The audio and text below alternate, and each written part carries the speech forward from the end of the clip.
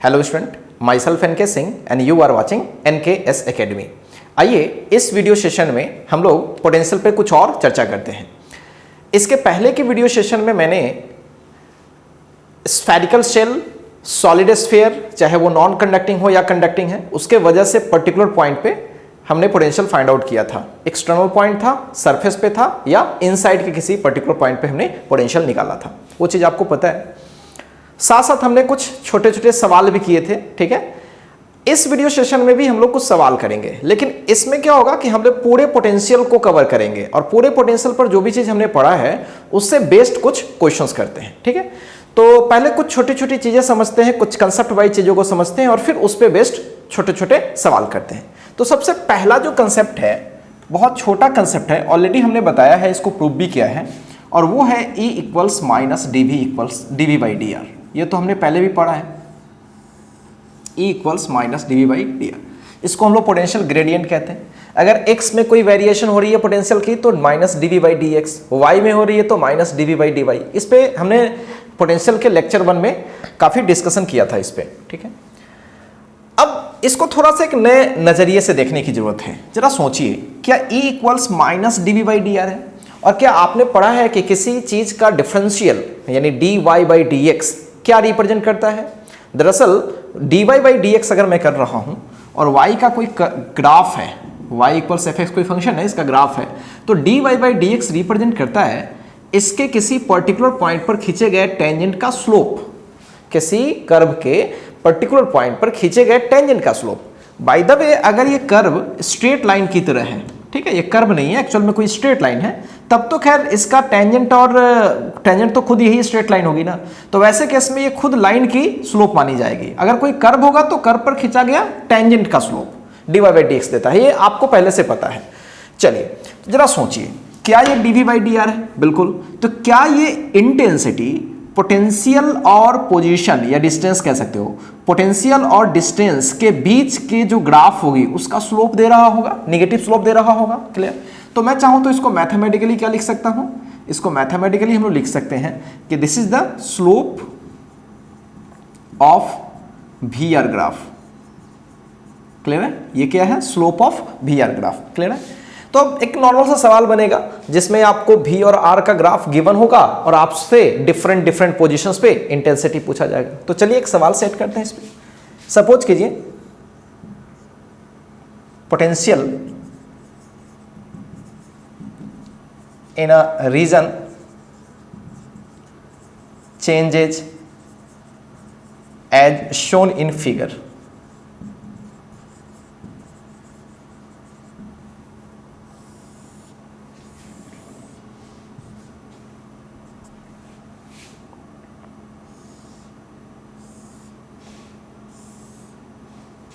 यहाँ पे ऐसा कुछ है, ये V एक्सिस है और ये R एक्सिस, इसको मीटर में गिवन दिया हुआ है और इसको वोल्ट में ही दिया हुआ है ऑब्वियसली। तो ये वाला पॉइंट है मान लीजिए 10, ये है 2, ये बीच में है 3, ये है 4 और इसको हम लोग ले लेते हैं 6 ले लेते हैं। क्लियर है? अब इसमें कुछ चीज़ें हैं, अगर ग्राफ को अच्छे से ऑब्जर्व कीजिएगा तो 0 से 2 तक लीनियर वेरिएशन, 2 से 4 तक कांस्टेंट वेरिएशन, राइट, कांस्टेंट है ये, और 4 से 6 तक फिर पोटेंशियल डिक्रीज कर रही है। चलिए इस तरह से ग्राफ। सवाल क्या पूछा गया है? Find electric field intensity at कुछ पोजीशंस में देता हूं, R इक्वल्स 1 पे, R इक्वल्स 3 पे, R इक्वल्स 5 पे। क्लियर है? तो ये 3 पोजीशंस हैं जहां पे आपको electric field intensity find out करनी है। तो अभी हम लोगों ने क्या पढ़ा है, क्या कंसेप्ट लिया है? कंसेप्ट यही लिया है कि अगर हमारे पास पोटेंशियल और R के बीच का कोई ग्राफ है या कर्व है तो उसका जो स्लोप होगा, राइट, अगर कोई कर्व है तो टेंजेंट का स्लोप, और अगर कोई स्ट्रेट लाइन है तो उसका स्लोप, वही क्या देता है? इलेक्ट्रिक फील्ड इंटेंसिटी देता है। अब सोचो, हमसे पूछा गया है R इक्वल्स 1 पे इलेक्ट्रिक फील्ड इंटेंसिटी, तो 1 तो यहां पे कहीं होगा। अब सोचो अगर 1 यहां पे है तो अभी जहां पे है वो एक ही स्ट्रेट लाइन के पार्ट है, राइट, यहां पे है तो एक ही स्ट्रेट लाइन है ना, तो हम एक स्ट्रेट लाइन का स्लोप तो कांस्टेंट होता है ना, कहीं भी चले जाओ उसका स्लोप क्या होता है, फिक्स्ड होता है। तो हमसे 1 पे पूछे या 1.2 पे पूछे, 1.3 पे पूछे, यानी 0 और 2 के बीच जहां भी पूछे ना, हमेशा हम एक ही स्ट्रेट लाइन पे रहेंगे तो इसका स्लोप भी क्या होगा, फिक्स्ड होगा। तो इंटेंसिटी क्या होगी, फिक्स्ड होगी। तो कैसे इंटेंसिटी निकाले सोचो जरा। तो क्या करें, सबसे पहले हम लोग 0 से 2 के बीच का स्लोप निकाल लेते हैं। देखिए, तो सबसे पहले 0 से 2 के बीच का स्लोप निकालते हैं, 0 से लेकर के 2 के बीच। तो स्लोप क्या होता है भाई, tan थीटा, क्लियर है। और x के साथ एंटी क्लॉकवाइज में जो एंगल बनता है वो होता है ना, तो tan थीटा यहां निकालोगे तो क्या होगा, इससे कैलकुलेट करो, 10 डिवाइडेड बाई 2, 10 डिवाइडेड बाई 2 क्या आ गया, 5। तो इसलिए इलेक्ट्रिक फील्ड इंटेंसिटी कितनी हो जाएगी उस रीजन में किसी भी पॉइंट का, हालांकि पूछा गया हमें 1 का, तो चलो 1 का ही, एट r इक्वल्स 1 कितनी हो जाएगी, ऑब्वियसली 5 होगी या -5, सोचो जरा। देखो ये minus dv by D R है, स्लोप का निगेटिव, तो माइनस टाइम्स। अब ये माइनस क्या इंडिकेट कर रहा है, ये अपने आप में सोचने वाली चीज है। देखिए, मान लेते हैं कि r की कोई एक पर्टिकुलर डायरेक्शन है, मान लीजिए कि ये x में है, सपोज कीजिए क्या है, x में। तो x में कौन सा यूनिट वेक्टर होता है, i कैप। तो अगर -5 है तो इसका मतलब है कि -5 i कैप, मतलब 0 से लेकर के 2 तक के बीच इंटेंसिटी जो भी होगी x का क्या होगी, निगेटिव में होगी। इसका ये मीनिंग है, माइनस का ये मीनिंग है। अगर मैग्नीट्यूड बोले तो 5 ही होगा ना, क्लियर। चलिए, अब हम लोग बात करेंगे किसके किसके बीच, 2 और 4 के बीच। तो ऑब्वियसली 2 और 4 के बीच ग्राफ कैसा है, पैरेलल टू r एक्सिस या x एक्सिस बोल सकते हो, पैरेलल टू x एक्सिस। तो पैरेलल टू x एक्सिस है, इसका मतलब ये वाला इसके साथ कितना एंगल बना रहा होगा, 0 डिग्री। तो अगर r में 2 से लेकर के 4 तक की बात करूं तो इसका स्लोप क्या होने वाला है, मतलब tan थीटा क्या होने वाला है, tan थीटा 0 होने वाला है, क्लियर है, 0 हो जाएगा। तो निश्चित रूप से स्लोप ही 0 हो गया तो इंटेंसिटी होने का सवाल ही नहीं है, यानी बीच के किसी पर्टिकुलर पॉइंट पर इंटेंसिटी क्या होगी, 0। 2 और 4 के बीच कहीं भी, तो 3 पर इंटेंसिटी कितनी हो जानी है, 0। तो इस तरह से intensity at r equals 3 will be 0, clear है। अब एक और पॉइंट आता है, 4 और 6 के बीच कोई पॉइंट लिया गया है 5, तो 4 और 6 के बीच का स्लोप निकालते हैं। लेकिन स्लोप तो एंटी क्लॉकवाइज डायरेक्शन में ये वाला थीटा निकालना होता है, राइट। तो हम लोग ऐसा करते हैं, सबसे पहले इस अल्फा को निकाल लेते हैं, क्लियर है। या फिर ऐसा करते हैं ना, इसको लिख देते हैं 180 डिग्री माइनस थीटा। तो tan 180 डिग्री माइनस थीटा लगाएंगे तो क्या होगा, 10 डिवाइडेड बाई 2। सोचो, अगर मैं tan 180 डिग्री माइनस थीटा लगाऊं तो क्या होने वाला है, सोचो, ये हो गया कितना, 10 डिवाइडेड बाई ऑब्वियसली 2, तो 5 आएगा। लेकिन tan 180 degree minus theta minus tan theta, maths में पढ़ा होगा आप लोगों ने। सो tan थीटा विल बी -5। हमें tan थीटा चाहिए था, हमें क्या चाहिए था, tan थीटा चाहिए था, ये वाला एंगल का स्लोप चाहिए था, tan चाहिए था। तो tan थीटा -5 हो गया, तो इंटेंसिटी क्या हो जाएगी, माइनस पहले से है और फिर स्लोप लिखना है ना, तो इस तरह से intensity at r equals obviously 5 पे तो क्या हो जानी है, सोचो, तो वो हो जानी है minus times of -5, that is +5। +5 का मीनिंग आपको पता है, +5 का मतलब है कि अगर x डायरेक्शन अगर ये है, i कैप इस डायरेक्शन में यूनिट वेक्टर है, तो वो जो इंटेंसिटी होगी 5 i कैप होगी, क्लियर है। तो इस तरह से कोई भी सवाल हो तो आप बना सकते हैं, ठीक है। तो ऐसे बहुत सारे सवाल बनाए जा सकते हैं, क्लियर है। तो चलिए, पहले आप ग्राफिकल टाइप का ये सवाल पहले कर लीजिए, फिर मैं आपको नेक्स्ट सवाल करके बताता हूं, ठीक है। पहले इसको कॉपी किया जाए। आइए नेक्स्ट कंसेप्ट देखते हैं। नेक्स्ट कंसेप्ट भी आप ऑलरेडी जान रहे हैं, बस थोड़ा ग्राफिकल अप्रोच दे रहा हूं। क्या पढ़ा है हमने, E equals minus dv by D R. So dv will be minus E D R, पढ़ा है हमने। अगर माइनस को इस साइड ले आए, दोनों साइड में अगर हम इंटीग्रेशन कर ले तो v1 इनिशियल v2 कर लेते हैं, और ये तो पता ही है ई डी आर मतलब r1 से लेकर के r2। सोचो, क्या dv का इंटीग्रेशन v होता है, पीछे माइनस है और v1 से v2, तो ये हो जाएगा ई डी आर, r1 से r2 रहने दो इसको, और इसको होगा v2 माइनस v1 करोगे, पीछे माइनस होगा, तो integration E dot D R r1 से लेकर के r2, तो ये हो जाएगा v1 माइनस v2। ये फॉर्मूला ऑलरेडी आप जान रहे हो, इस चीज को हमने ऑलरेडी डिराइव किया हुआ है, क्लियर है। अब इसको थोड़ा ग्राफिकल अप्रोच देते हैं, ठीक है। सोचिए ये क्या इंडिकेट कर रहा है, ई और डी आर, यानी ई का integration with respect to R, E का integration with respect to R. सोचिए ग्राफिकली इंटीग्रेशन क्या रिप्रेजेंट करता है। अगर आपको थोड़ा बहुत याद है तो मैं आपको बताऊं, क्या आपने वेलोसिटी पर आवर इक्वल पढ़ा है D S by D T, याद होगा। तो D S equals we D T पढ़ा है, याद कीजिए काइनेमेटिक्स में। इसका इंटीग्रेशन करते थे तो डी एस का इंटीग्रेशन नेट डिस्प्लेसमेंट आता था एस, और ये रहता था वी डी टी। तो आप यहाँ पे बोला करते थे कि वेलोसिटी और टाइम का जो एरिया होता है ना, उसके अंडर का ग्राफ क्या देता है, डिस्प्लेसमेंट, याद होगा आपको। तो ऐसा ही कुछ यहाँ पे है, ई डी आर है, तो एरिया अंडर इंटेंसिटी आर, यानी इंटेंसिटी पोजीशन डायग्राम, ठीक है, क्या देता है वो, V1 और V2 के बीच का पोटेंशियल डिफरेंस, यानी V1 माइनस V2 देता है वो, ठीक है। याद रखिए V2 माइनस V1 नहीं है, V1 माइनस V2, मतलब जिस जगह से जिस जगह पर आप एरिया निकालोगे तो उससे आगे तक का पोटेंशियल डिफरेंस देगा, ठीक है। तो ये क्या इंडिकेट कर रहा है, ये इंडिकेट कर रहा है एरिया अंडर ER ग्राफ। तो बस एक छोटा सा सवाल सेट करेंगे जिसमें इंटेंसिटी और आर वैरी कर रही होगी, जिसमें इंटेंसिटी और आर वैरी कर रही होगी। तो देखिए एक छोटा सा सवाल, सपोज कीजिए कि इंटेंसिटी पोजीशन के अकॉर्डिंग कुछ इस तरीके से वैरी कर रही है, क्लियर है, इस तरीके से वैरी कर रही है। बस 4 से स्टार्ट हुआ, 8 तक गया है, यहां 2 है और यहां 6 है, ठीक है। इंटेंसिटी कुछ इस तरीके से वेरिएट कर रही है, मतलब 4 से स्टार्ट हुई और फिर आगे पहले बढ़ी है, फिर बाद में कांस्टेंट रह गई है। तो आपसे पूछा यह गया है कि r इक्वल्स 0 और r इक्वल्स 6 के बीच कितनी पोटेंशियल डिफरेंस है, क्लियर है। अगर हम इसको कुछ पॉइंट ले ले a और इसको पॉइंट ले ले b, क्लियर है।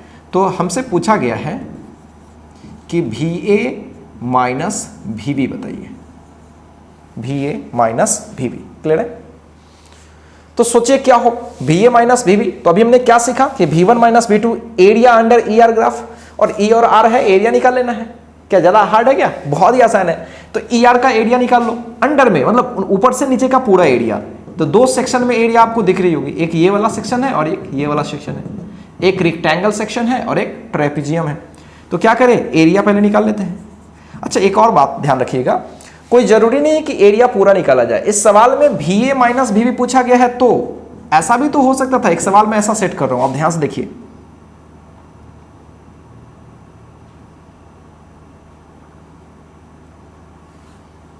यहां पे मैं दे रहा हूं एग्जैक्टली बीच में,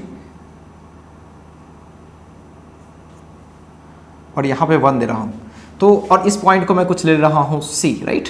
तो हमसे पूछा गया है VB माइनस VC, दोनों चीज पूछा गया है, फील करो अच्छे से। तो पहले तो क्या करना है, VA माइनस VB, तो A से लेकर के B तक का जो भी ग्राफ आपको दिख रहा है उसके अंडर का क्या कर ले, हम एरिया पहले फाइंड आउट कर ले।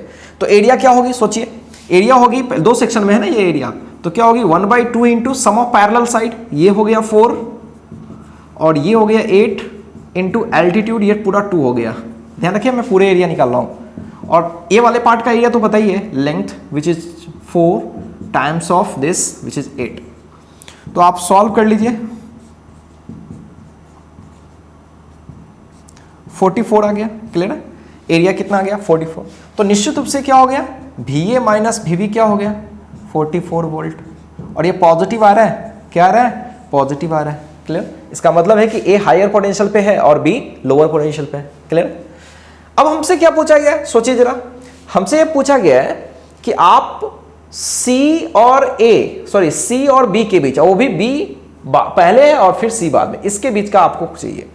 तो ऐसा करते हैं, हम लोग इतना छोटा एरिया भी निकाल सकते हैं, पूरा बड़ा एरिया भी निकाल सकते हैं, आपको जो सूट करे कीजिए। आप पहले छोटा एरिया निकाल लीजिए, मैं आपको एक तरीका बताता हूं, पहले छोटा एरिया निकालिए। तो छोटा एरिया निकालिएगा तो क्या होगा, ये मैं इसको कुछ नाम लेता हूं, कुछ x डैश बोल देता हूं। तो area of x dash region, सोचिए तो इसका एरिया क्या होने वाला है, इसका एरिया होने वाला है, ये भी तो ट्रेपेजियम है ना, देखिए। तो 1/2 sum of parallel side 4 6, 1/2 4 + 6 times of altitude 1। तो आप सॉल्व करें तो 5 आ जाएगा, 10 to 5 आ जाएगा ना। अब सोचिए अगर 5 आ गया, इसका मतलब आप किसके किसके बीच का एरिया निकाला, आपने किसके किसके बीच का पोटेंशियल डिफरेंस निकाल लिया, ए और सी के बीच, यानी आपको पता पड़ गया VA माइनस VC कितना है 5, और पहले से हमने कितना निकाल रखा है VA माइनस VB कितना 44। अब सोचिए, ध्यान से देखिए सब लोग, इसको मान लीजिए सेकेंड और इसको मान लीजिए आप फर्स्ट। अब आपको क्या करना है, आपको B और C को इन्वॉल्व कराना है। किसको किसको इन्वॉल्व कराना है, B और C को। तो सोचिए यहां पे B है और यहां पे C है, क्लियर है। तो B और C को इन्वॉल्व कराने के लिए मुझे A को कैंसिल करना पड़ेगा, और A कैंसिल तभी होगा जब माइनस करेंगे। तो आप ऐसा करो कि फर्स्ट में से किसको माइनस कर लो, सेकंड को माइनस करो, तो क्या आएगा VA तो कैंसिल हो गया, और इसमें से उसको माइनस कर रहे हो तो बचेगा VC। सोचो, बचेगा VC और ये क्या बचेगा VB। कितना आ जाएगा, सोचो सोचो, 44 में से कितना हो जाएगा 5, यानी कितना चला जाएगा, सोचो 39, क्लियर है। और हमें क्या चाहिए था, VB माइनस VC चाहिए था, नो प्रॉब्लम, उल्टा हो जाएगा। तो VB minus VC minus 39 volt. So clear है। तो दो सवाल बड़ा बेसिक सवाल है, कुछ नहीं है, E इक्वल्स माइनस dV/dr का एक इंटीग्रल फॉर्म और एक डिफरेंशियल फॉर्म, दोनों का ग्राफिकल अप्रोच अगर आपको पता है तो ये दोनों सवाल आप बड़े आराम से कर सकते हैं, और इस पर बेस्ड बहुत सारे तरह के सवाल जनरेट किए जा सकते हैं, ठीक है। तो आई होप आपको ये चीज समझ में आ रही होगी। आप इसको अच्छे से कॉपी कीजिए, ठीक है, और विजुअलाइज कीजिए चीजों को कि कैसे मैं कर रहा हूं, कैसे लिंक कर रहा हूं चीजों को, इंटीग्रेशन और डिफरेंशिएशन से मैथमेटिकल रिलेशंस को, ठीक है। तो पहले कॉपी किया जाए इस चीज को। आइए अब एक नेक्स्ट कंसेप्ट लेते हैं और उस पर बेस्ड एक सवाल करते हैं। देखिए कंसेप्ट बहुत ही सुंदर कंसेप्ट है ये। एक्चुअली आप लोगों ने क्या पढ़ा है, इलेक्ट्रिक लाइन ऑफ फोर्सेस में क्या पढ़ा है कि अगर हमारे पास कोई इलेक्ट्रिक लाइन ऑफ फोर्स है, ठीक है, electric line of force, field line जिसको कहते हैं, अगर इसके किसी पर्टिकुलर पॉइंट पर मेरे को इंटेंसिटी पता करना है तो हम लोग यहाँ क्या करते हैं, एक टेंजेंट ड्रॉ करते हैं, और टेंजेंट की जो डायरेक्शन होती है, टेंजेंट की जो डायरेक्शन होती है वही डायरेक्शन क्या इंडिकेट करती है, इस पॉइंट पे इंटेंसिटी को इंडिकेट करती है। चलिए ये कंसेप्ट तो हमें पता है, यानी किसी भी फील्ड लाइन के पर्टिकुलर पॉइंट पर खींची गई टेंजेंट की डायरेक्शन, क्लियर, उस जगह पर इंटेंसिटी के डायरेक्शन को रिप्रेजेंट करती है। अब इस पे भी हम लोग चाहे तो सवाल फ्रेम कर सकते हैं, और एक बढ़िया सवाल फ्रेम होता है। सपोज कीजिए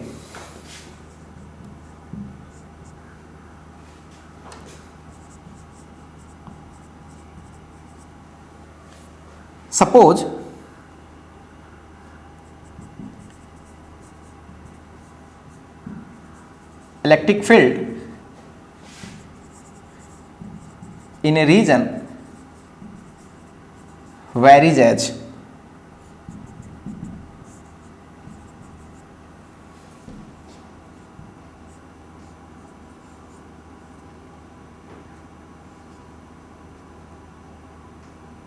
क्लियर है। इस तरीके से इलेक्ट्रिक फील्ड किसी रीजन में वेरी कर रही है, 2xi cap minus 4y square J cap. गौर से सुनिएगा, इलेक्ट्रिक फील्ड x और y में वेरी कर रही है प्लेन में। सवाल क्या है, ध्यान से सुने, find the equation of electric line of force. बहुत ही शानदार सवाल है, पूरा मैथमेटिकल क्वेश्चन है ये। आपको किसका इक्वेशन बताना है, इलेक्ट्रिक लाइंस ऑफ फोर्स का इक्वेशन बताना है। ध्यान से देखिए, किसका ग्राफ, किसका मैथमेटिकल कंसेप्ट दिया हुआ, मैथमेटिकल वैल्यू दिया हुआ है इलेक्ट्रिक फील्ड इंटेंसिटी का, 2xi cap minus 4y square J cap, और हमसे क्या पूछा गया है, इलेक्ट्रिक लाइन ऑफ फोर्स की इक्वेशन। अब हमें तो ज्यादा नॉलेज नहीं है इन सब चीजों के बारे में, बस छोटी सी नॉलेज है कि अगर इलेक्ट्रिक लाइन ऑफ फोर्स है तो उस पर खींची गई टेंजेंट की जो डायरेक्शन होती है वही उस पॉइंट पर इंटेंसिटी की डायरेक्शन होती है। फिर हम इससे अप्रोच कैसे करें। अब इसको अप्रोच करने के लिए थोड़ी सी मैथमेटिक्स में कुछ चीजों को समझते हैं। आप थोड़ा पहले फील कीजिएगा, अगर मैथमेटिक्स में आपने इस चीज को समझा है, अगर मान लो कि y इक्वल्स हमारे पास fx कोई कर्व है, राइट, तो इसके किसी पर्टिकुलर पॉइंट पे खींची गई टेंजेंट की जो स्लोप होती है, मतलब tan थीटा होती है, क्लियर है, वो होती है dy/dx। क्लियर है, ये चीज मैंने पहले भी बताया है और आप फिर से समझ लें। कोई भी हमारे पास कर्व है तो कर्व के किसी भी पर्टिकुलर पॉइंट x, y पे अगर हमसे कोई पूछे कि यहां पे टेंजेंट का स्लोप क्या होगा तो क्या लिखेंगे आप, dy/dx। क्लियर है। अब मैं क्या कर रहा हूं, उसी कंसेप्ट को यहां पे यूज कर रहा हूं। मान लो कि y इक्वल्स एफ एक्स, यही फील्ड लाइन है, समझना अच्छे से। ये क्या है आपके पास? फील्ड लाइन है। और किसी पर्टिकुलर पॉइंट पे, किसी एक्स वाई पे टेंजेंट का डायरेक्शन ये है, और आपको पता है कि टेंजेंट के डायरेक्शन में ही इंटेंसिटी होगी। टेंजेंट के डायरेक्शन में क्या होगी? इंटेंसिटी। यानी ये जो डायरेक्शन है वो दरअसल इंटेंसिटी की ही डायरेक्शन है। और इंटेंसिटी यहां पे दो डायरेक्शन में होगी, एक एक्स में होगी और एक वाई में, वो जो आपको दिख भी रहा है। एक्स कंपोनेंट कितनी है जरा चेक करो। एक्स कंपोनेंट है 2x और वाई कंपोनेंट कितनी है? -4y²। क्लियर है? तो इंटेंसिटी हमें पता है कि वहां पे क्या होने वाला है। क्लियर? अब सोचो, अगर ये थीटा है तो ये वाली भी क्या हो जाएगी? थीटा। सोचो, अगर मैं tan थीटा लिखूं dy/dx, तो tan थीटा को तो मैं दो तरीके से लिख सकता हूं। अगर मैं tan थीटा को कुछ ऐसे लिखूं तो दिस का मतलब ey divided by ex equals dy/dx। ey की वैल्यू कितनी है? सोचो, ey की वैल्यू है -4y² और ex की वैल्यू तो ऑलरेडी पता है आपको 2x dy/dx। अब जरा गौर से देखो, जो लोग मैथ्स के स्टूडेंट हैं वो ज्यादा इंजॉय करेंगे इस चीज को। हमारे पास जो कर्व है उसका डिफरेंशियल इक्वेशन मालूम हो गया। सोचो तो dy/dx समथिंग समथिंग, यानी हमें क्या मालूम हो गया? Differential equation of that curve, that field line. और कोई भी इक्वेशन का, कोई भी पाथ का अगर आपको डिफरेंशियल इक्वेशन मालूम हो जाए तो बस उसको आप इंटीग्रेट कर लोगे तो वो इक्वेशन मिल जाएगी जो ओरिजिनल है। और हमें क्या चाहिए? हमें तो फील्ड लाइन की क्या चाहिए? इक्वेशन ही तो चाहिए। So that's very easy. अगर हम इसको कैंसिल करें तो क्या हो जाएगा? -2y² by x will B dy/dx। बस हमारा एक मकसद रह गया है कि अब इस पूरे इक्वेशंस को सही तरीके से इंटीग्रेट कर ले और y निकाल ले। और y निकालने मतलब कर्व निकल गया, कर्व निकल गया मतलब इलेक्ट्रिक लाइन ऑफ फोर्स का इक्वेशन पता चल गया। तो मैं इंटीग्रेट करता हूं। इंटीग्रेट करने के लिए वेरिएबल्स को सेपरेट करना जरूरी है। y² dy के साथ जाएगा और dx x के साथ जाएगा। तो ढंग से करते हैं थोड़ा। तो -2 dx/x और यहां पे ले आए तो dy/y²। ठीक है? अब दोनों साइड में हम क्या कर रहे हैं? इंटीग्रेट कर रहे हैं। इंटीग्रेट करेंगे तो क्या होगा? dx/x dy/y²। क्लियर है? और प्लस सम कांस्टेंट। क्लियर? इधर हो जाए उधर कोई फर्क नहीं पड़ता। ये तो हो जाएगा ln x और 1/y² का -1/y। ठीक है? प्लस सम c। अगर मैं कांस्टेंट को इधर ले आऊं तो कोई फर्क नहीं पड़ता, तो -2 ln x plus some another constant k और -1/y। तो मैं y निकालूंगा तो क्या हो जाएगा? ये पूरा का पूरा चेंज हो जाएगा, पलट जाएगा। क्लियर? माइनस के साथ हो जाएगा ये। यानी एक जनरल इक्वेशन हो गया y equals -1/-2 ln x plus k। ये किसका इक्वेशन है? Equation of field lines. ठीक है? तो मैंने आपको बहुत ही आराम से बताया चीजों को। तो जब भी फील्ड लाइन की इक्वेशन निकालनी हो तो सबसे पहला काम क्या है? हमें सबसे पहले इंटेंसिटी पता करना पड़ेगा। अगर क्वेश्चन में गिवन है तब तो कोई प्रॉब्लम ही नहीं है, नहीं है तो मुझे निकालना पड़ेगा। ठीक है? तो चलिए, मेरे को इंटेंसिटी पता पड़ गया। और जब एक बार इंटेंसिटी पता पड़ गया तो अब ज्यादा समय ना लगाए, क्योंकि आपको कंसेप्ट मालूम हो गया। फटाक से लिखे dy/dx बराबर ey/ex, एकदम जल्दी से लिखें और जल्दी से निकाल करके यहां डिफरेंशियल इक्वेशन निकाल लीजिए और फिर उसको इंटीग्रेट करके मेन इक्वेशंस निकाल लीजिए। वही क्या होगा? फील्ड लाइन का इक्वेशन होगा। क्लियर है? अब आपके दिमाग में आ रहा होगा कि सर ये क्या हमेशा ये दिया रहेगा? कोई जरूरी नहीं है कि वैसा दिया रहे। कभी कभी पोटेंशियल दे देगा, ठीक है, और फिर उससे पूछेगा कि जरा फील्ड लाइन की इक्वेशन बताओ। तो पोटेंशियल से पहले इंटेंसिटी पे आ जाएंगे और फिर इंटेंसिटी से ये अप्रोच लगा करके आंसर कर लेंगे। ठीक है? अगर आपको प्रॉब्लम हो रही है तो आप पहले इसको कॉपी करिए। तो मैं एक सवाल आपको सेट करके बताता हूं कि कैसे हम पोटेंशियल से फील्ड लाइन की इक्वेशन फाइंड आउट करते हैं। पहले कॉपी किया जाए। आइए अब हम लोग पोटेंशियल को लिखते हैं और पोटेंशियल के हेल्प से फील्ड लाइन की इक्वेशन निकालना आपको सिखाते हैं। सपोज कीजिए कि यहां पे इलेक्ट्रिक फील्ड ना होकर के कुछ पोटेंशियल इस तरह से गिवन था। इस तरह का इक्वेशन था x² - y²। क्लियर है? मान लीजिए कि पोटेंशियल की इक्वेशन क्या है? v equals x² - y²। मतलब पोटेंशियल कहां वेरी कर रही है? xy प्लेन में वेरी कर रही है। तो suppose electric potential varies in region as, ठीक है। तो find the equation of electric lines of force. अब सोचो कैसे निकालें। सबसे पहला मकसद क्या है हम लोग का, इलेक्ट्रिक फील्ड निकालें। तो इलेक्ट्रिक फील्ड का तो फॉर्मूला आपको पता ही है, जब एक्स और वाई में वेरी कर रही थी ना, तो आपको बताया गया था माइनस करके del V by del x, याद होगा आपको, plus del V by del Y J cap, partial derivative, ठीक है। फर्स्ट लेक्चर में मैंने बताया था del V by del X. Partial derivative का क्या मतलब होता है, जब हम एक्स के रेस्पेक्ट में डिफरेंशिएट कर रहे होते हैं तो वाई को कांस्टेंट मानते हैं, और वाई के रेस्पेक्ट में कर रहे होते हैं तो एक्स को कांस्टेंट मान रहे होते हैं। तो अभी एक्स के रेस्पेक्ट में कर रहे हैं तो मेरा एक्स वेरिएबल, वाई कांस्टेंट, ये खत्म हो जाएगा डिफरेंशिएशन। एक्स स्क्वायर का क्या होता है 2x, तो del V by del X क्या हो जाएगा 2x I cap, plus del V by del Y. सोचो अगर मैं y के रेस्पेक्ट में करूं तो ये क्वांटिटी क्या हो जाएगी, कैंसल, क्योंकि कांस्टेंट हो गया, और इसका हो जाएगा -2y, तो माइनस लगा लेता हूं यहां पे, ठीक है। तो इस तरह से इलेक्ट्रिक फील्ड इंटेंसिटी कंप्लीट क्या हो गया, -2x I cap plus 2y J cap. तो आ गया पहले की तरह। पहले क्वेश्चन में इसी तरह से नजर आता था, इलेक्ट्रिक फील्ड इंटेंसिटी दी रहती थी और उससे क्या पूछा गया था, इलेक्ट्रिक लाइन ऑफ फोर्स। अब इसके बाद सेम अप्रोच में मैंने आपको शॉर्टकट बताया, डायरेक्ट करते हैं, शॉर्टकट डायरेक्ट करते हैं। क्या निकाला था याद कीजिए, tan थीटा लिखा था और लिखा था यहाँ E Y divided by E X, और इसको लिख लिया था हमने D Y by D x.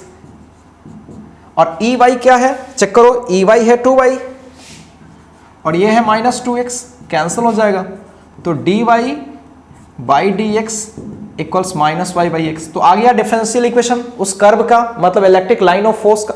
बस इसको क्या कर ले, इंटीग्रेट कर ले, तो हमारा क्या मिल जाएगा, इलेक्ट्रिक लाइन ऑफ इक्वेशन। तो क्या करें, सॉल्व करते हैं। D Y by Y equals minus D X by X, इस साइड इसको ले आइए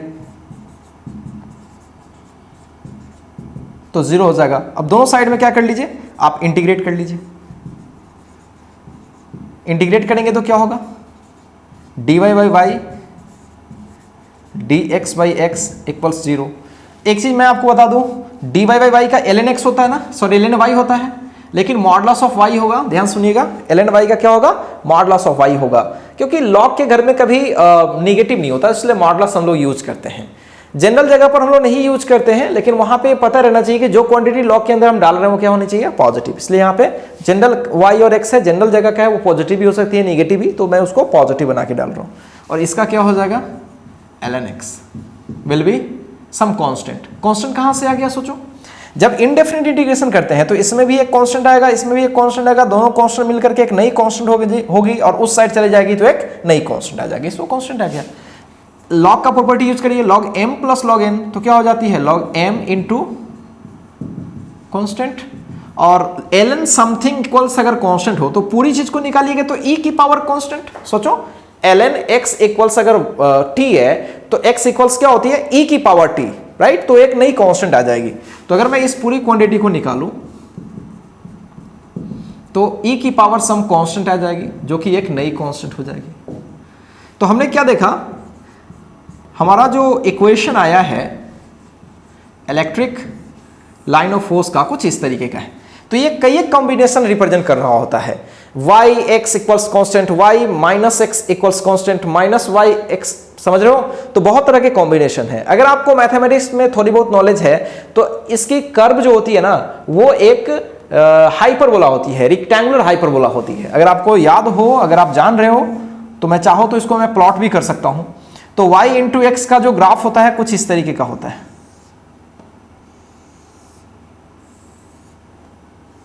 कुछ इस तरीके का, क्लियर। और ध्यान रहे ये एक कॉम्बिनेशन कांस्टेंट के एक वैल्यू के लिए ये हो गया चारों ग्राफ, राइट। लेकिन अगर कांस्टेंट बदलेंगी तो फिर ये चीजें बदल जाएंगी। मान लीजिए कि कांस्टेंट बदली तो ये हो गया, फिर इसका ये हो जाएगा, फिर इसका ये हो जाएगा, सिमेट्रिकली होता है ना ये सब। तो इसलिए ये ऐसे पेयर्स हो गए, एक सिस्टम हो गया इस तरह से। तो ये जो लाइंस आप देख रहे हो ना, ये लाइंस क्या हो गया, अगर मैं ड्रॉ करूं तो ये किसका लाइन हो गया, बोलो, इलेक्ट्रिक लाइंस ऑफ फोर्स का। लेकिन अगर आप थोड़ा अकल लगाओ तो ये जो इलेक्ट्रिक लाइन ऑफ फोर्स का जो मैंने डायग्राम बनाया है, ड्राइंग किया है, ये ड्राइंग अभी अधूरा है। अब बोलोगे सर कैसे अधूरा है, क्या इलेक्ट्रिक लाइन ऑफ फोर्स बिना डायरेक्शन का पॉसिबल है, क्या उसको विजुअलाइज कर पाएंगे, नहीं, इसकी कोई डायरेक्शन भी नहीं गिवन है। तो इस पे एरो देना बड़ा जरूरी है कि किस साइड में जा रही है। तो ये कैसे चेक करें कि एरो किधर होगी, इसको चेक करने का मैं आपको एक तरीका बताता हूं। देखिए इलेक्ट्रिक फील्ड इंटेंसिटी टेंजेंट के डायरेक्शन में होती है ना, नेट इंटेंसिटी। अब सोचिए इस साइड के किसी पर्टिकुलर पॉइंट पे आइए, अच्छे से देखिए, x में इंटेंसिटी कितनी है -2x, जरा ध्यान से देखिए तो x में इंटेंसिटी कितनी है -2x, और y में इंटेंसिटी कितनी है +2y है। अब मैं इधर रखूं, मतलब फर्स्ट क्वाड्रेंट में रहूं, तो फर्स्ट क्वाड्रेंट में क्या हो रहा है, x भी पॉजिटिव हो रही है और y भी पॉजिटिव। जब x पॉजिटिव होगी, पीछे निगेटिव लगा हुआ, तो फाइनली क्या हो जाएगी, निगेटिव, x में निगेटिव। और y में देखिए, y में x और y तो इसमें पॉजिटिव ही है, तो y पॉजिटिव, इसका मतलब y भी पॉजिटिव, तो इस साइड में, मतलब y में इस साइड में, x में इस साइड में, तो नेट इंटेंसिटी इस साइड में, और इंटेंसिटी जिधर होती है उधर ही लाइंस होती है, तो लाइंस इधर से पता कर लिया। सिमिलरली हम इसमें पता कर पाएंगे, इसमें, तो सोचो तो इसमें कैसे पता होगा, इसमें x तो निगेटिव हो गई, सोचो x क्या हो गई, निगेटिव, और y क्या हो गई, पॉजिटिव। सेकंड क्वाड्रेंट में x निगेटिव होती है और y पॉजिटिव। अब x निगेटिव है तो निगेटिव निगेटिव पॉजिटिव, यानी EX पॉजिटिव हो गई, मतलब इस साइड में EX पॉजिटिव, और y तो पॉजिटिव ही है ना इसमें, तो y positive into positive positive, मतलब y ऊपर, तो इसमें किधर नेट इंटेंसिटी होगी, इधर, और जिधर इंटेंसिटी नेट होती है उधर ही क्या होती है, इलेक्ट्रिक लाइंस ऑफ फोर्स होती है। अब इस वाले क्वाड्रेंट में देखो, थर्ड में क्या है, सोचो, थर्ड में x क्या है, सोचो, नेगेटिव, और y दोनों ही निगेटिव, तो दोनों ही निगेटिव, तो अगर इसमें निगेटिव डाला तो ये पॉजिटिव हो जाएगा, उल्टा हो जाएगा, और इसमें निगेटिव डाला तो ये निगेटिव हो जाएगा, तो ये पॉजिटिव हो गया, EX पॉजिटिव मतलब इधर, और EY निगेटिव मतलब नीचे, तो किस साइड में होगी इंटेंसिटी, इधर, तो ये इस तरह से लाइन ड्रॉ होगा। और फोर्थ में x क्या है, सोचो, x फोर्थ में पॉजिटिव है, तो पॉजिटिव निगेटिव, फाइनली निगेटिव मतलब पीछे, सोचो, अच्छा, और y तो इसमें निगेटिव ही है, तो निगेटिव है, इसका मतलब y निगेटिव, मतलब ऐसे कुछ, तो नेट इंटेंसिटी इस साइड में। क्लियर है? तो इस तरह से हम लोग देख सकते हैं कि इलेक्ट्रिक लाइन ऑफ फोर्स किस शेप की होगी, उसका इक्वेशन होगा कैसा होगा, उसकी ड्राइंग कैसी होगी, हमने इसमें सारा कुछ डिस्कस करके कर लिया। तो ये काफी बढ़िया सवाल माना जाएगा, ये जेईई एडवांस लेवल का सवाल जरूर माना जा सकता है। ठीक है, तो आप इसको अच्छे से कॉपी कर लीजिए, विजुअलाइज कर लीजिए चीजों को। ठीक है, और आइए मैं कुछ नए कॉन्सेप्ट्स और नए क्वेश्चंस के साथ आता हूं।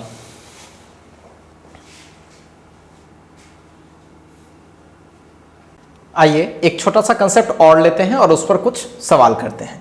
कंसेप्ट कुछ ऐसा है, हमने ऑलरेडी पढ़ा है E equals minus dv by dr, ये तो सबको पता है, काफ़ी बार लिख चुका हूँ, E equals minus dv by dr। और ये भी पता है कि हमने कैसे निकाला था v2 माइनस v1, याद होगा, v2 माइनस v1 या फिर v1 माइनस v2, अगर मैं अच्छे से निकालूं तो क्या होता था, इंटीग्रेशन E डॉट dr, याद होगा, क्लियर है, v1 minus v2 E dot dr, clear. तो अगर एक छोटी सी चीज समझा जाए, अगर electric field intensity, clear, and position, जो कि dr या पूरा r ही ले लो, अगर ये एक दूसरे के परपेंडिकुलर हो, सोचो इलेक्ट्रिक फील्ड इंटेंसिटी और जो पोजीशन वेक्टर है वो कैसे हो, परपेंडिकुलर हो एक दूसरे से। और ये dr किसके किसके बीच का सेपरेशन है, 1 और 2 के बीच का ये सेपरेशन है। अगर मैं डिफरेंशियल की बात करूं, अगर मैं छोटे से बात करूं, अगर dv की बात मैं करूं, डेल्टा v की बात करूं, तो ये dr किसके किसके बीच का सेपरेशन है, वो 1 और 2 के बीच का सेपरेशन है, राइट, वेक्टर के फॉर्म में। तो अगर इलेक्ट्रिक फील्ड इंटेंसिटी और वो सेपरेशन, ठीक है, अगर वो दोनों परपेंडिकुलर हो तो क्या E डॉट dr की वैल्यू 0 हो जाएगी, सोचो, बिल्कुल 0 हो जाएगी। तो पूरा टर्म ही 0 हो जाएगा, तो डेल्टा v क्या हो जाएगा, 0, यानी v1 विल बी v2। तो एक बहुत बढ़िया कंसेप्ट सीख रहे हैं कि जब भी हम इलेक्ट्रिक फील्ड के, ध्यान रखिए, जब भी हम इलेक्ट्रिक फील्ड के, यूनिफॉर्म इलेक्ट्रिक फील्ड के परपेंडिकुलर पोजीशंस में जाएं, कहां जाएं, परपेंडिकुलर पोजीशंस पे जाएं, ठीक, तो हमें पोटेंशियल्स क्या मिलती है, सेम मिलती है। इसको हम किस तरह से समझ सकते हैं, एक फील करते हैं एक छोटे से एग्जांपल से। सपोज कीजिए कि इस रीजन में यूनिफॉर्म इलेक्ट्रिक फील्ड कुछ इस तरीके का है,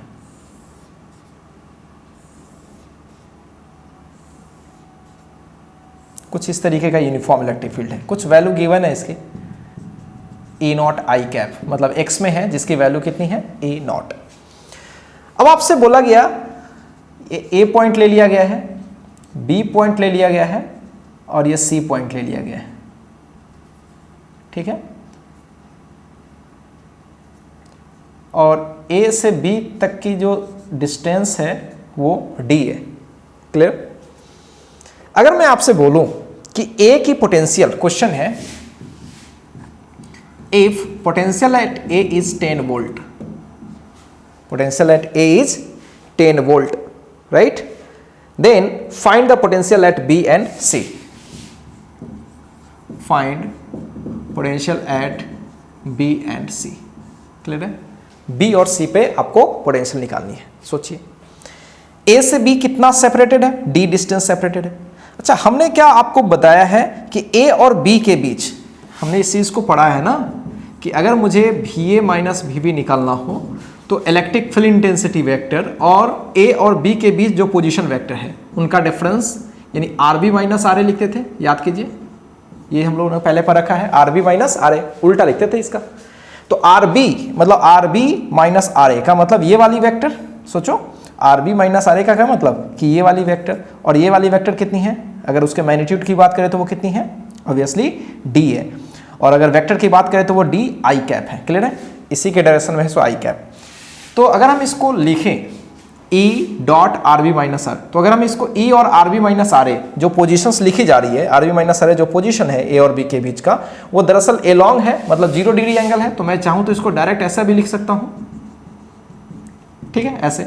तो ध्यान रखिएगा, ये बात हमेशा के लिए दिमाग में डाल लीजिए कि जब भी इलेक्ट्रिक फील्ड के डायरेक्शन में अगर मुझे मूव करना है, ठीक है, तो उसमें direct E times of separation, direct E times of separation वो इस पॉइंट और उस पॉइंट के बीच का पोटेंशियल डिफरेंस दे देगा।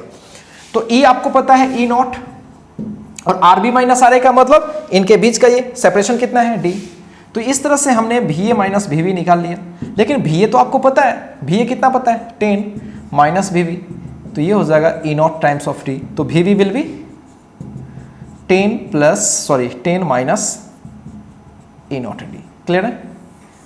अब यहां पे एक समस्या होगी कि फिर C का पोटेंशियल कैसे निकाले, और यहां पे आपको बेवकूफ बनाने के लिए यहां भी सेपरेशन कुछ दे देगा, जैसे यहां पे सेपरेशन D/2 दे दिया बेवकूफ बनाने के लिए।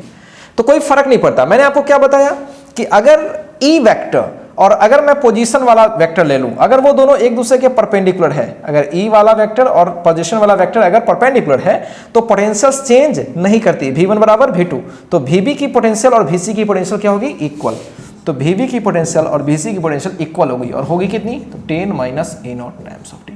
तो ये चीज हमेशा दिमाग में रखिएगा आप, ठीक है? तो बहुत ही छोटा कंसेप्ट है। मतलब हमने क्या सीखा कि इलेक्ट्रिक फील्ड लाइन, राइट ना, electric field line, uniform electric field है, अगर हम उसके परपेंडिकुलर मूव कर रहे हैं तो कभी भी हमें कोई भी पोटेंशियल में चेंजिंग नहीं करनी पड़ती। क्लियर है?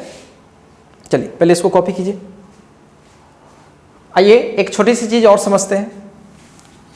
आपको बताया गया है कि इलेक्ट्रिक फील्ड इंटेंसिटी और इलेक्ट्रिक लाइन ऑफ फोर्स में कुछ रिलेशन आपको बताई गई है। आपको यह बताया गया है कि अगर यूनिफॉर्म इलेक्ट्रिक फील्ड हो तो लाइंस इस तरह से होती है, इक्वी डिस्टेंट होती है और पैरेलल होती है, याद होगा। आपको यह भी बताया गया है अगर कोई नॉन यूनिफॉर्म इलेक्ट्रिक फील्ड है इस तरह से,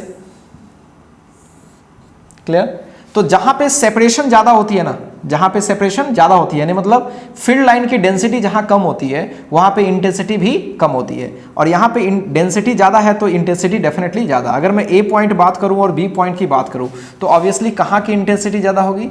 ए की इंटेंसिटी ज्यादा होगी किससे? बी से, ठीक है। और इसमें इक्वी डिस्टेंट है तो हर जगह की पोटेंशियल्स क्या होगी, हर जगह की इंटेंसिटी क्या होगी? सेम होगी, कांस्टेंट होगी। क्लियर?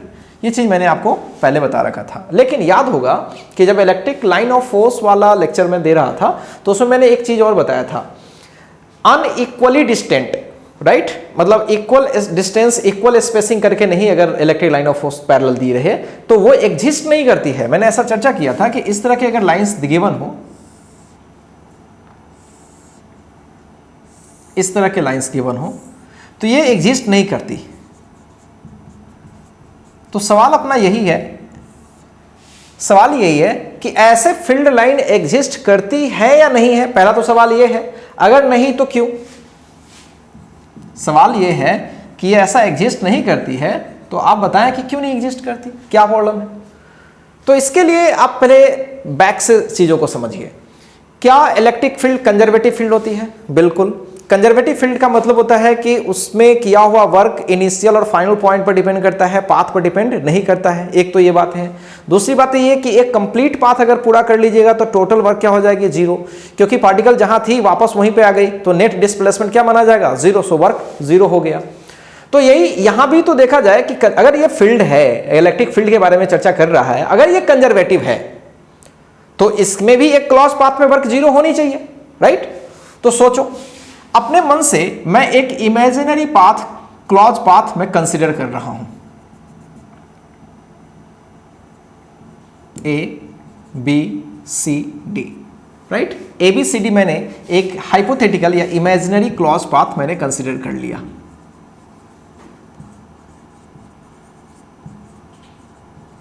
अब एक चीज देखो, अगर हम किसी चार्ज को ए से बी पे ले जाएं, क्यू नॉट चार्ज को, फिर बी से सी पे ले जाएं, सी से डी पे ले जाएं और डी से ए पे, तो वर्क जीरो होना चाहिए। कंजर्वेटिव फील्ड में एक पूरे साइकिल में नेट वर्क डन क्या हो जाती है, जीरो। अब सोचो ए से बी पे ले गए होंगे तो यहां पे कुछ इंटेंसिटी रही होगी, इसका सेपरेशन पहले तो डी ले लो, तो यहां पे कुछ इंटेंसिटी रही होगी, मान लीजिए वो इंटेंसिटी यहां पे E1 रही होगी। अब मैं यहाँ E1 और यहाँ E2 इसलिए बोल रहा हूँ क्योंकि यहाँ पे डेंसिटी क्या है, अलग है, और यहाँ पे डेंसिटी क्लोज है, तो ऑब्वियसली यहाँ की डेंसिटी कुछ ज़्यादा है तो यहाँ पे इंटेंसिटी भी ज़्यादा होगी और यहाँ पे इंटेंसिटी थोड़ी कम होगी। तो चलिए अगर मैं ए बी में इक्वेशंस लिखूँ, मतलब वर्क का, तो वर्क अगर मैं पूरे A B C D A path में लिखूँ तो मुझे पहले ए बी में वर्क निकालना पड़ेगा, फिर बी सी में निकालना पड़ेगा, फिर सी डी में निकालना पड़ेगा, फिर डी ए में निकालना पड़ेगा, और तब जाकर के जोड़ करके देखना पड़ेगा जीरो आ रही है कि नहीं। तो ए बी में वर्क क्या होगी, सबसे पहले यहां से यहां पहुंच रहे हो, क्यू नॉट चार्ज को ले जा रहे हो, तो क्यू नॉट और जहां गए हो वहां का पोटेंशियल और जहां से गए हो वहां का पोटेंशियल, क्लियर है। फिर बी से सी पे गए हो तो क्यू नॉट, और फिर भी जहां पे गए हो सी, और जहां से गए हो, ठीक है, और फिर क्यू नॉट, जहां पे गए हो तो वी डी, और जहां से गए हो तो ऑब्वियसली वी सी, और फिर क्यू नॉट, फिर डी से ए पे आए हो तो V A minus V D. अब सोचो, अभी थोड़ी देर पहले क्या कंसेप्ट लिए थे हम लोग कि कभी भी इलेक्ट्रिक फील्ड के परपेंडिकुलर पाथ पर अगर आप जाएंगे तो पोटेंशियल्स क्या रहेंगी, सेम रहेगी। अब सोचिए क्या बी और सी की पोटेंशियल सेम है, और जब बी और सी की पोटेंशियल सेम है तो ये पूरी क्वांटिटी क्या हो जाएंगी, कैंसल। और फिर उसी तरीके से ए और डी की पोटेंशियल भी सेम है, तो ए और डी की पोटेंशियल सेम है, मतलब ये दोनों कट के क्या हो जाएगा, जीरो, यानी ये भी जीरो। अब दो चीज बचा, तो क्यू नॉट और ये V B minus V A. अब सोचिए V B minus V A क्या होगा, V B minus V A, electric field के डायरेक्शन में जाने पर पोटेंशियल्स क्या होती है, घटती है। मैंने अभी थोड़ी देर पहले बताया, यहाँ पे हायर होता है और यहाँ पे लोअर, तो आपसे higher, sorry lower minus higher यहाँ पे लिखा गया, देखिए लोअर माइनस हायर लिखा गया। चलिए कोई बात नहीं, जो इलेक्ट्रिक फील्ड की वैल्यू है E1, स्ट्रेट लाइन में जा रहे हो और उसका सेपरेशन D, लेकिन ये क्या होगा, निगेटिव पॉजिटिव, निगेटिव होगा, क्लियर है, क्योंकि हम लोअर में से हायर को माइनस कर रहे हैं। यहाँ पे देखिए इलेक्ट्रिक फील्ड के डायरेक्शन में पोटेंशियल्स क्या होती है, अधिक होती है, क्लियर, कम होती है, सॉरी। तो अभी आप डी पे हो, क्या हो यहाँ पे, देखो भी डी पे, तो ये हायर है और ये क्या है, लोअर, तो ये तो पॉजिटिव ही होगा, लेकिन इंटेंसिटी होगी कितनी, तो ई टाइम्स ऑफ सेपरेशन, तो E times of separation, E times, क्या ई टाइम्स E2 होगी या E1 होगी, E2 होगी। क्यों, क्योंकि यहाँ पे फील्ड अलग है और यहाँ पे फील्ड अलग है, यहाँ की डेंसिटी कम है और यहाँ की डेंसिटी ज्यादा है, तो E1 E2 अलग अलग हो जाएगा। अब सोचो यहाँ पे कॉमन ले लो क्यू नॉट डी, तो क्या बचेगा, सोचो E2 माइनस E1, क्या ये जीरो होगी, नहीं जीरो होगी, ये जीरो नहीं होगी, दिस इज नॉट जीरो। इसका क्या मतलब हुआ भाई, इसका ये मतलब हुआ कि कभी भी क्लोज पाथ में वर्क जीरो नहीं होगा, कभी भी क्लोज पाथ में वर्क जीरो नहीं होगा। तो इसका मतलब कि कंजर्वेटिव है क्या, सुन, नॉट कंजर्वेटिव।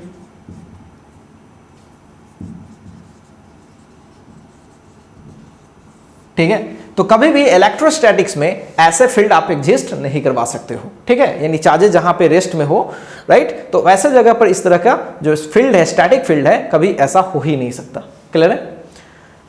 अब आपके दिमाग में आ रहा होगा कि फिर ये फील्ड कैसे एग्जिस्ट करती है, अगर हम इस बेसिस पर दिखाए तो क्या ये फील्ड वाकई एग्जिस्ट करती है, वाकई एग्जिस्ट करती है। अब सोचो, इसी में थोड़ा तुम लोग विजुअलाइज करो, क्या यहां की इंटेंसिटी सेम होती, अगर यहां E1 लिख रहा था मैं और यहां E2 लिख रहा था, तो क्या E1 और E2 सेम होता, बिल्कुल सेम होता, सब कुछ यही होता, E1 और E2 सेम होता, तो क्या ये पूरा का पूरा क्वांटिटी जीरो हो जाता, बिल्कुल जीरो हो जाता। इसका मतलब है कि ऐसा फील्ड एग्जिस्ट करेगा और वैसा फील्ड एग्जिस्ट नहीं करेगा। सो क्लियर है ये चीज। तो ध्यान रखिए, आपको कभी भी पूछा जाए कि इलेक्ट्रिक फील्ड कैसी है तो आपको बताना है कि वो एक कंजर्वेटिव फील्ड है। ठीक है, चलिए पहले इस चीज को अच्छे से कॉपी कर लीजिए, ठीक है, फिर मैं आगे कंसेप्ट देता हूं। आइए अब एक और कंसेप्ट लेते हैं छोटा सा, हालांकि वो कंसेप्ट ऑलरेडी आपको पता है लेकिन मैं थोड़ा आपको उस चीज का मेंशन कर रहा हूं, क्या चीज मुझे करना है। हम लोगों ने पोटेंशियल का क्या डेफिनेशन पढ़ा है? हम लोगों ने पोटेंशियल का डेफिनेशन ये पढ़ा है कि अगर किसी क्यू नॉट चार्ज को इन्फिनिटी से फील्ड के किसी पी पॉइंट पर ले आए, जो वर्क होती है उस वर्क में उस क्यू नॉट से डिवाइड करते हैं तो वो उस जगह का पोटेंशियल होता है। और इस तरह की चीज हमने पढ़ा है कि W/Q0 is equal to potential of that point. तो मुझे वर्क अगर पूछा जाए तो क्या लिखेंगे? Q0 times of V। Clear? अगर आप ध्यान से देखो तो ये वर्क है, कहां से कहां लाने में? इन्फिनिटी से P पॉइंट पर किसी Q0 चार्ज को लाने में वर्क है। ठीक है, Q0 चार्ज को किसी पॉजिटिव फील्ड में लाने में वर्क है। अगर फील्ड वही निगेटिव हो जाए तो क्या वर्क होगा? निगेटिव हो। Clear?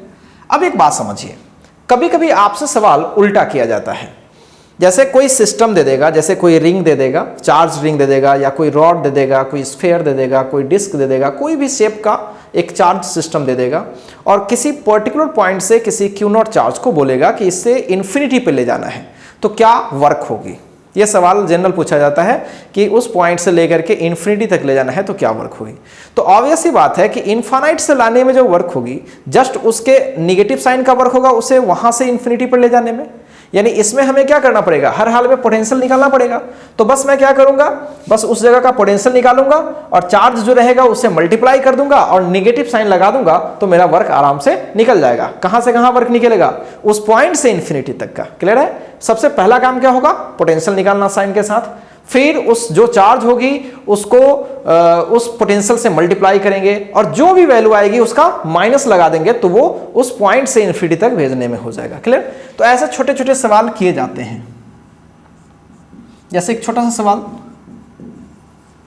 Find the work done in moving a charge 10 coulomb from P to infinity.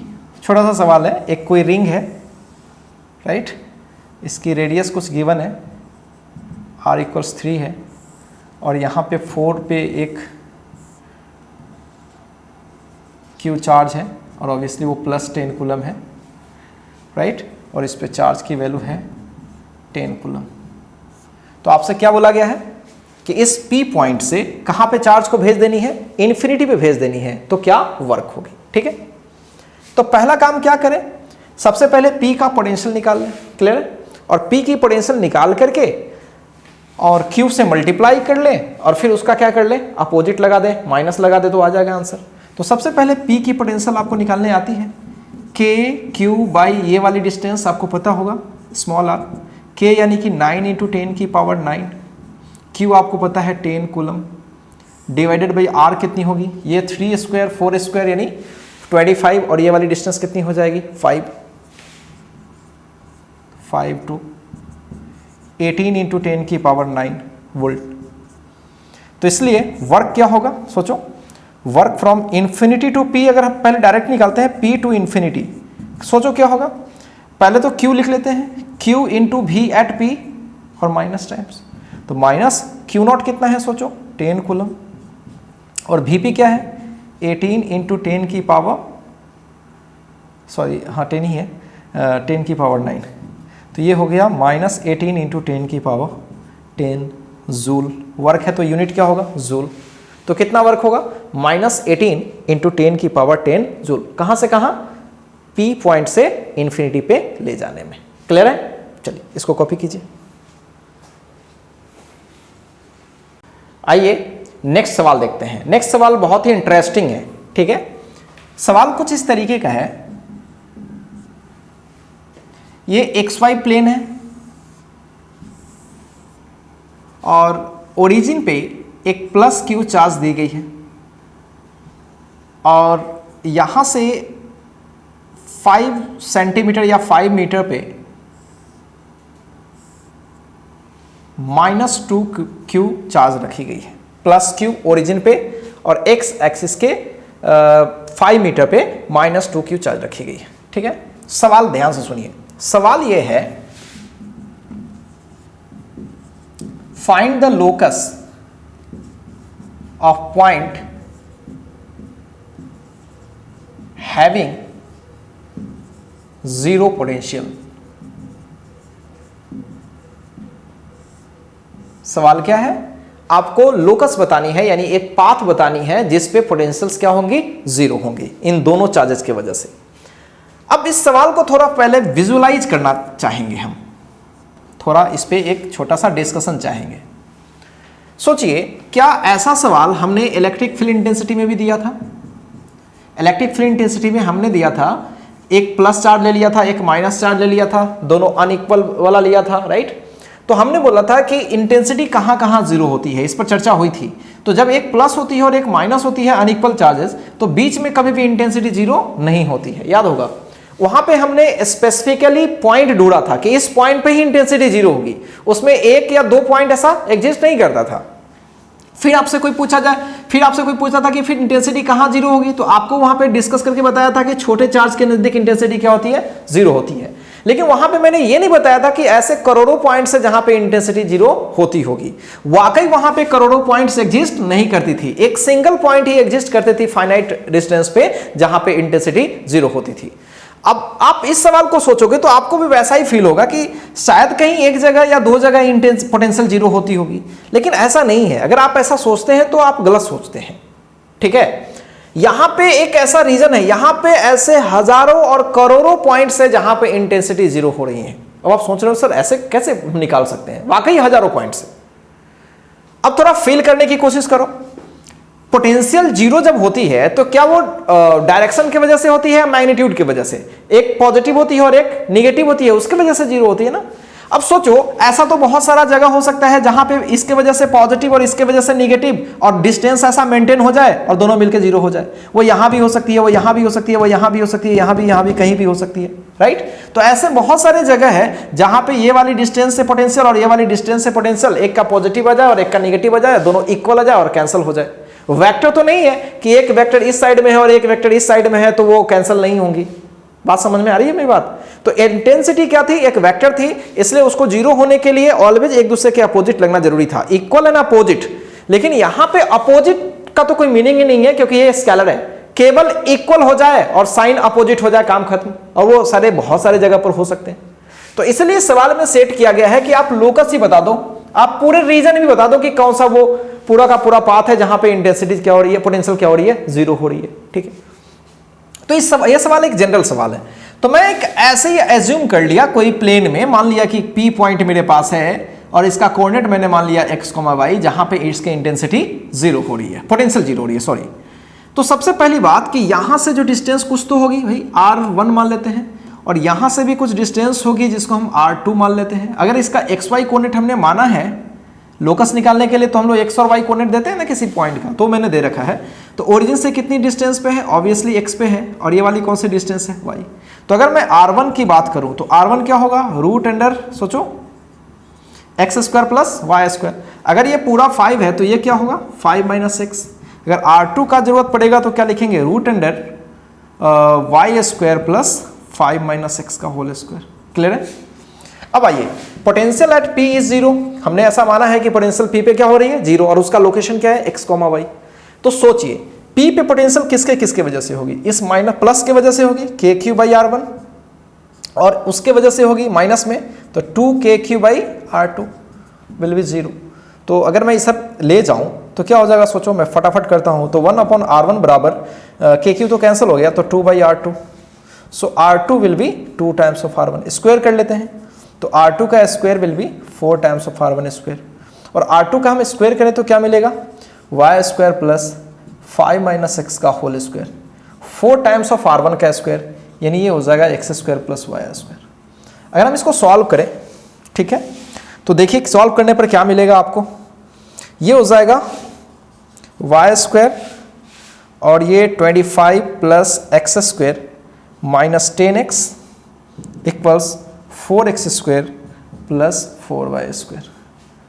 Clear है? अगर हम सॉल्व करें, दोनों को उधर ले जाए, तो 25 minus 10x will be 3x square plus 3y²। तो अगर आप अच्छे से ऑब्जर्व करें तो आप देखेंगे कि x स्क्वायर प्लस y², 3 से डिवाइड कर ले तो -10/3 प्लस 25/3। अगर इस चीज़ को ध्यान से देखें तो ये एक सर्कल का इक्वेशन होता है। जो लोग 2D पढ़े हैं 11th में उनको पता है x square plus y² minus 2gx plus some other constant equals 0। ये किसका इक्वेशन होता है? एक सर्कल का ही इक्वेशन होता है। ठीक है, अब हमसे कोई पूछे कि चलिए ये सर्कल है तो इस सर्कल का ओरिजिन क्या है, तो ये चीज तो मैथ्स का सवाल हो गया नॉर्मल सा। आप मैथ्स में जानते ही हो x square plus y² minus 2gx minus 2fy, मतलब इस तरह से जो इक्वेशंस बनाते हैं और उसका जो सेंटर होता है वो हमें पता है। ठीक है, और आप इसको सॉल्व कर लो और फिर वो इक्वेशंस निकाल लो, सर्कल का स्टैंडर्ड इक्वेशन निकाल लो और फिर पता कर लो सेंटर क्या है, रेडियस क्या है।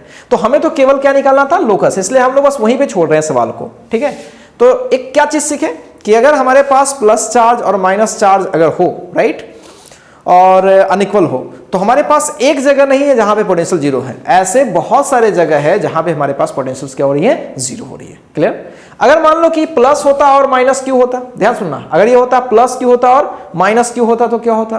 तो सब कुछ वही होता, बस यहां पे क्या हो जाता? सोचो यहां पे क्या होता, सोचो क्यू ही रहता तो 1/r1 यानी r1 इक्वल्स r2। जब r1 इक्वल्स r2 होता तो सोचो क्या हो जाता? जब r1 इक्वल्स r2 होता तो बहुत ही सिंपल फंडा आता, तो सोचो क्या होता? x square plus y² equals y² plus ये, तो y कैंसिल हो जाता और x में एक रिलेशन आ जाता केवल। तो x में कोई एक सीधा रिलेशन हो, x बराबर सम कांस्टेंट, तो ऑब्वियसली वो क्या होती? स्ट्रेट लाइन होती। तो इसका मतलब है कि अलग अलग कॉम्बिनेशंस के लिए जो पाथ आ रही है वो क्या होगी? अलग अलग आएंगी। क्लियर है? हाँ, एक बात इंपॉर्टेंट है, अगर दोनों ही पॉजिटिव चार्ज हो जाए ना तो फाइनाइट पोजीशन ऐसा कहीं नहीं होगा जहां पे पोटेंशियल जीरो होगी। सोच के देखो, एक पॉजिटिव दूसरा पॉजिटिव, कभी पोटेंशियल निकालोगे क्या होगा? दोनों की वजह से एड अप हो जाएगा, कभी वो कैंसिल तो होने वाला है नहीं। तो ऐसा सवाल जब भी पूछे जाए पॉजिटिव पॉजिटिव की वजह से, तो वो चीज कहीं होने वाला नहीं है, मतलब अगल बगल में यानी फाइनाइट डिस्टेंस पर कभी कोई ऐसा पॉइंट एग्जिस्ट नहीं करेगा जहां पे पोटेंशियल जीरो होगी। वो चीज कहां पे होगी? पोटेंशियल इन्फिनिटी पे। इन्फिनिटी पता है ऐसे भी पोटेंशियल और इंटेंसिटी जीरो होती है। तो आई होप आपको ये चीज समझ में आ रही होंगी। ठीक है, तो ऐसे सवाल बहुत सारे मिल सकते हैं और आप लोग अपने से ट्राई कर सकते हैं, इसको कॉपी किया जाए।